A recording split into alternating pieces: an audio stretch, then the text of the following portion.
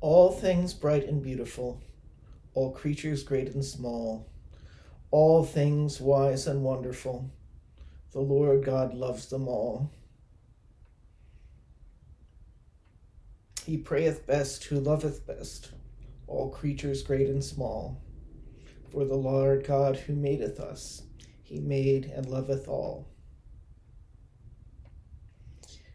These two quotations, one taken from an English hymn and one taken from The Rime of the Ancient Mariner by Samuel Taylor Coleridge, were used as the titles for a series of the greatest veterinarian books ever written. And they were written by a man named James Herriot, who lived in Yorkshire, England, and for 50 years practiced veterinary medicine for large animals and small animals. In the United States, by and large, people specialize in one or the other, but he did it all. And he was also a great writer. And this is a collection of his stories, 8 of which were illustrated, but not really shortened. So you have a whole list of them. Moses the Kitten, Only One Wolf. The Christmas Day Kitten, Bonnie's Big Day. Bonnie is a big workhorse. Blossom Comes Home. The Market Square Dog. It's been a long time since I read The Market Square Dog. I think I'm going to have to share it with you guys.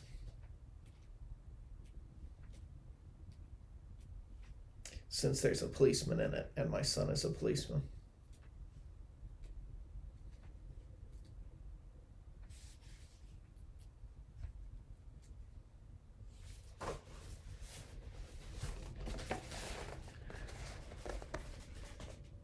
Nicely illustrated by Ruth Brown. The Market Square Dog. In the olden days, I guess they still have farmers markets around, but that was a huge deal in the small towns of Yorkshire, England. Market day, when all the vendors would come. On market days, when the farmers around Darrowby, it's a town in Yorkshire, brought their goods to the little town square to sell, I used to take a walk across the cobbled square to meet the farmers who gathered there to chat. One of the farmers was telling me about his sick cow when we saw a little dog among the market stalls. The thing that made us notice the dog was that he was sitting up, begging, in front of the stall selling cakes and biscuits. "Look at that little chap," the farmer said. "I wonder where he's come from." I don't know whether that's so remarkable. I have 2 dogs that behave exactly like this. But they're English dogs. I mean, that's just standard English dog behavior. And here's Ruth Brown's beautiful illustration of the market in Darrowby, which is the fictional name of the town where James Herriot practiced veterinary medicine. And if you look very carefully, let's see if I can get close here, you can see, without any trouble, really, the dog doing his doggy begging.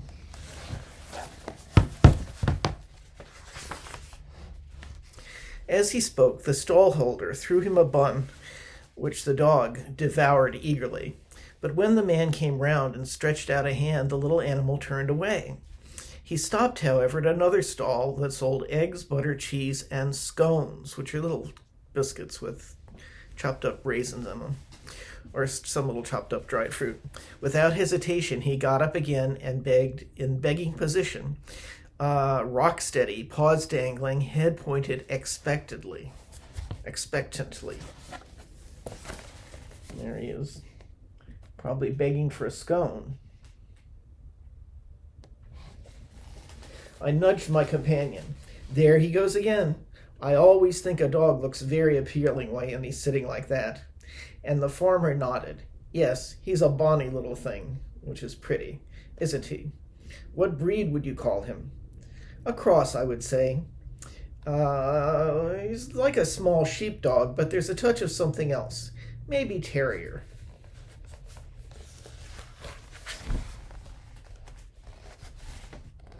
He's a nice looking little dog, I will say that. There are hundreds of kinds of dogs, of course. Mixed dogs. It wasn't long before the dog was munching a biscuit, and this time I walked over to him, and as I drew near, I spoke gently, and I said, "Here, boy, here, boy." And I squatted down in front of him. "Come on, let's have a look at you." He turned to me, and for a moment or two, friendly brown eyes gazed at me from a wonderfully attractive face. He was a very handsome dog. The fringed tail waved in response to my words, but as I moved nearer, he turned and trotted away among the market day crowd until he was lost to sight. So here's James Herriot, who's the narrator and also the doctor, trying to make friends with the Market Square dog.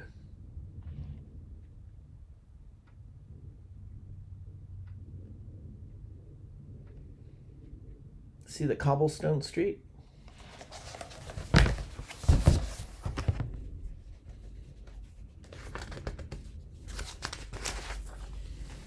I was standing there trying to see where he had gone when a young policeman came up to me. And he said, "I've been watching that little dog begging among the stalls all morning. But like you, I haven't been able to get near him. Yes, it's strange. You can see he's friendly, but he's also afraid. I wonder who owns him." "I reckon he's a stray, Mr. McLean."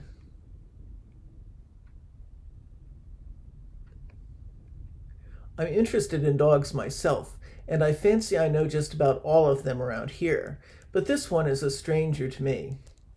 I nodded. "I'm sure you're right. Anything could have happened to him. He could have been ill-treated by somebody, hurt, and run away. Or he could have just been dumped from some car." Yes, the policeman replies. Yes, the policeman replied. "There are some cruel, unpleasant, harmful people around, hurtful people. I don't know how anybody can leave a helpless animal to fend for itself like that. I've had a few good tries at catching him, but it's no good. He's pretty darn quick." That memory stayed with me for the rest of the day. It is our duty. It is important to look after the animals who depend on us, and it worried me to think of the little creature wandering about in a strange place, sitting up and asking for help, the only way he knew.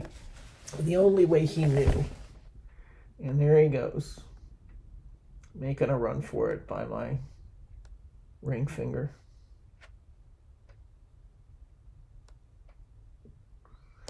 And there you can see some woman in the market selling. These are called bolts of cloth. So this lady's probably going to make herself a dress or something, or curtains. She's buying cloth.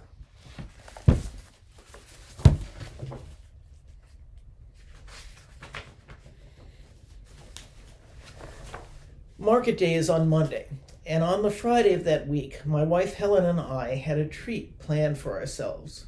We were going to the races, the horse races in Broughton, a neighboring town.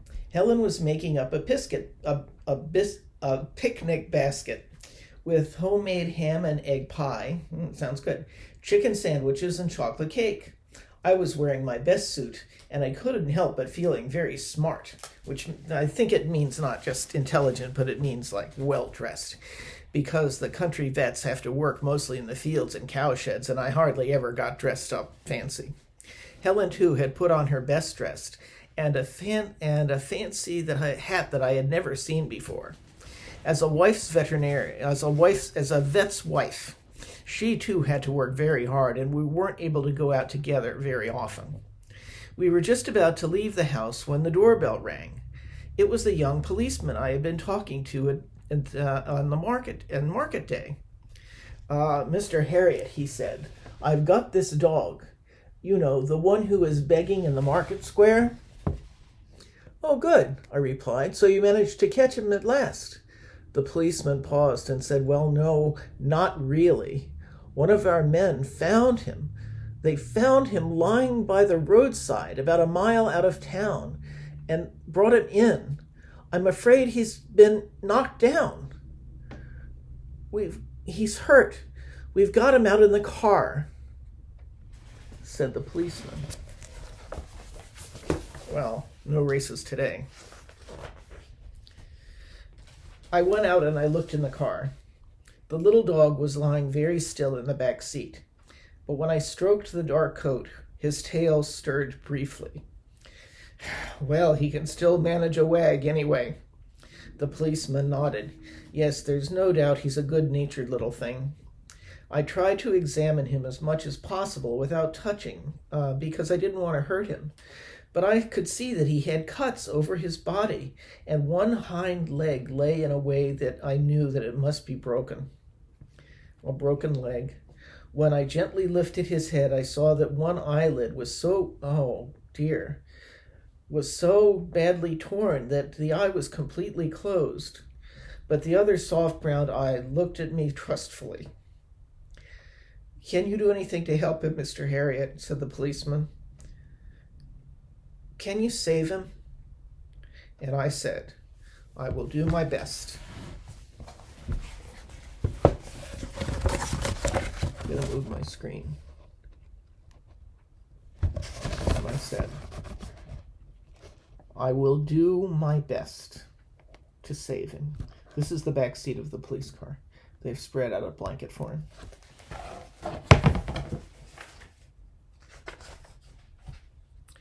I carried the little animal into the surgery, which means the doctor's office, and laid him on a table. "There's an hour or two's work here, Helen," I said to my wife. "I'm sorry, but we're not going to be able to go to the races." "Never mind," she said. "We must do what we can for the fellow." Rather sadly, she took off her fancy hat, and I took off my good jacket, and dressed in our white coats, we began to work. Helen was used to helping me, and she gave the anesthetic, and then I set the broken leg in plaster so that the doggy had a cast, and I stitched up his wounds.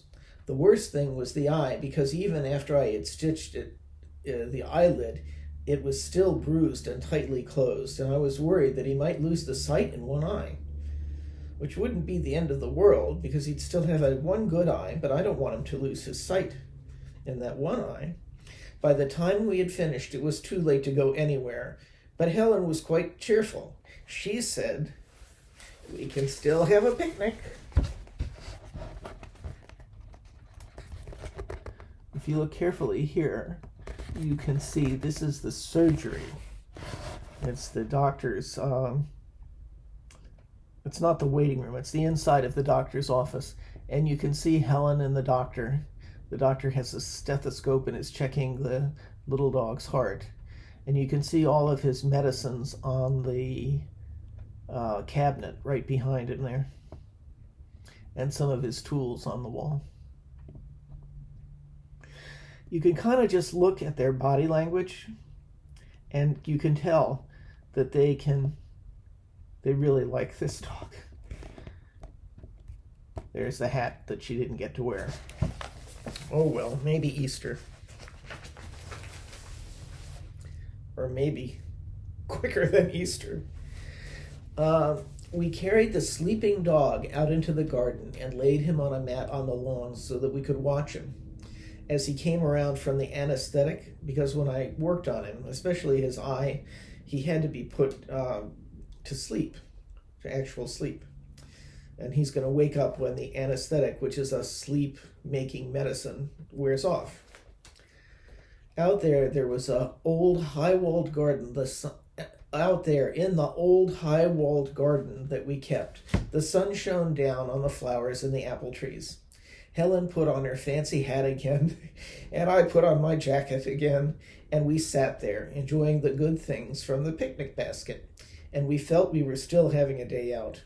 But Helen kept glancing anxiously, worriedly at the little dog, and I knew she was thinking the same thing I was. Would he be all right after all we had done for him? And even then, what was going to happen to him now? Would his owners come to claim him? Because if they didn't, he had nobody in the world to look after him. Would his owners claim him? Because if they didn't, he had nobody in the world to look after him.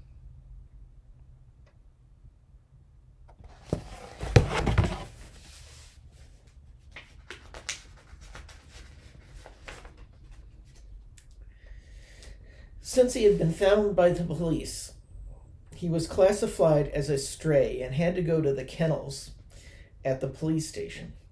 It's like the dog pound. When I visited him there 2 days ago, he greeted me excitedly, balancing well on his plastered leg, his cast, his tail swishing, which means he was happy and excited. All his fears seemed to have gone. I was delighted to see the injured eye was now fully open and the swelling was down. His eye was fine. The young policeman was as pleased as I was. "Look at that," he exclaimed. "He's nearly as good as new again. Just 2 days." "Yes," I said, "he's done wonderfully well." I hesitated for a moment. "Has anybody asked about him?" He shook his head and he said, "Nothing yet, but we'll keep hoping. And in the meantime, we'll take good care of him here at the police station."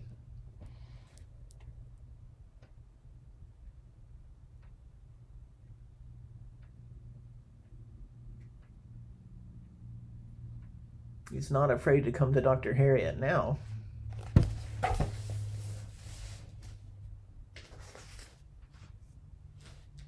I visited the kennels often, and each time the shaggy little creature jumped up to greet me, laughing into my face, mouth open, eyes shining, but nobody seemed to want him. After a few more days, it was clear that no owner was going to claim him, and my only hope was that somebody else would take him and adopt him and give him a home. There were other stray dogs in the pound, the kennels that they kept there. On one visit, I saw a farmer calling to collect his wandering sheepdog. Here's the farmer collecting his sheepdog, and there I am with you-know-who. And you can see some other dogs in the background inside an enclosure.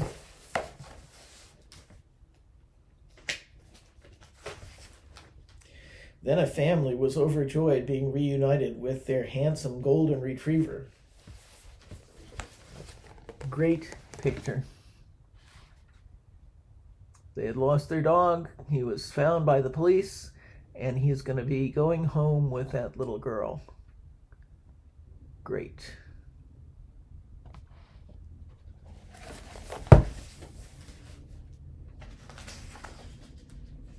Finally, an old lady came in and tearfully gathered her tiny Yorkshire in her arms. But nobody came for my little patient. Various strangers, too, came looking for a pet. But for some reason, nobody seemed to be interested in him. Maybe it was because he was only a mongrel, which means not a dog of a particular kind, just a mutt. And the people who visited the kennels wanted a more elegant dog, like Mr. Tamulevich has. Yet I knew he would make a perfect pet for somebody. Here is an old lady with her little terrier. And there's the Market Square dog, waiting for somebody.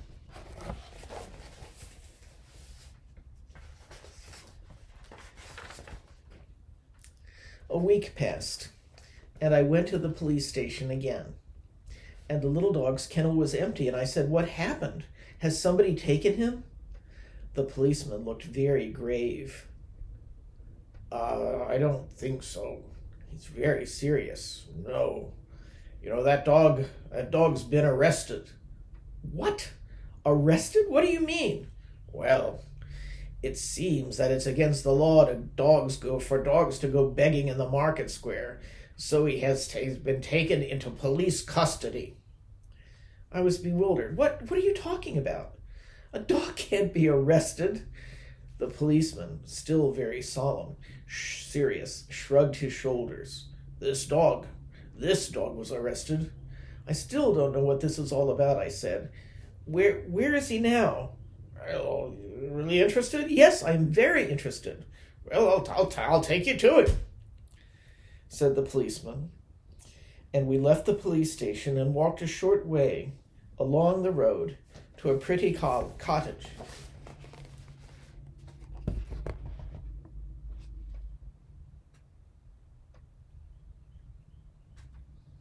Don't you just want to go to Yorkshire?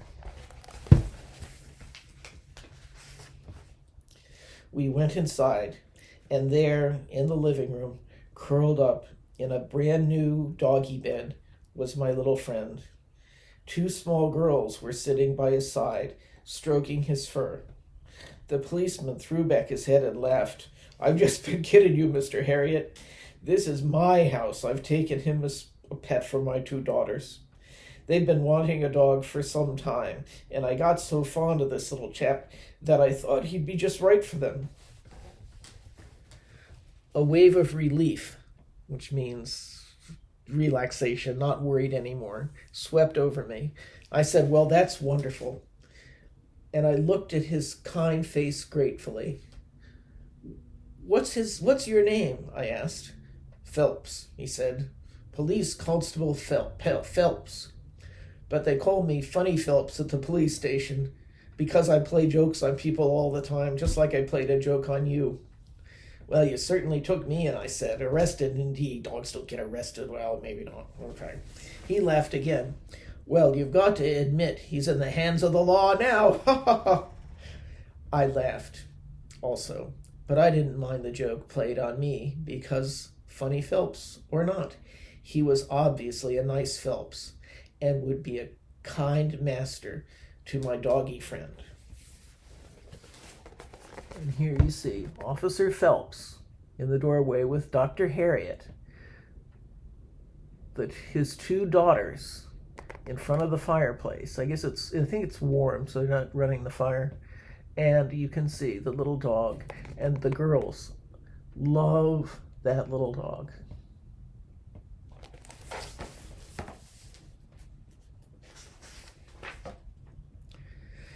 I was happy. It was a happy day when I took the cast off the little dog's leg and found that the break had healed perfectly. His leg was as good as new. All the nasty cuts had healed too, and when I lifted him down from the table, the small girls held up a beautiful new red collar and a leash to match. Their new pet liked the look of them because he sat up in that position I remember so well, his paws dangling, his face looking up eagerly. The begging dog had found a home at last.